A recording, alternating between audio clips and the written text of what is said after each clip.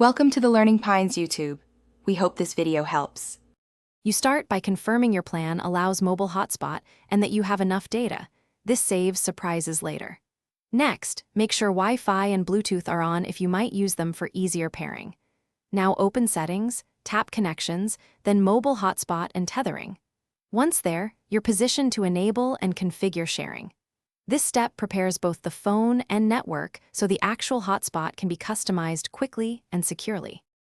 You toggle Mobile Hotspot on. Doing so begins broadcasting your phone's SSID.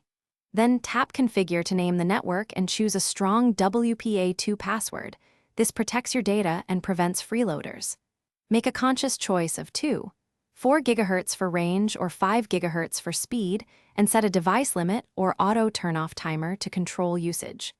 Once you save settings, other devices will see your SSID and can connect using the password you created.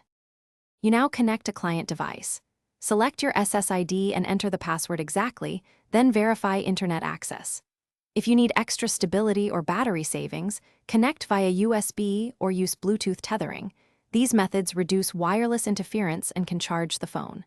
If a device won't join, first toggle the hotspot off and on, restart your S21, and make sure mobile data is active.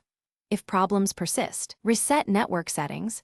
This often clears configuration conflicts and restores tethering functionality. Thanks for watching. Consider subscribing if we helped you.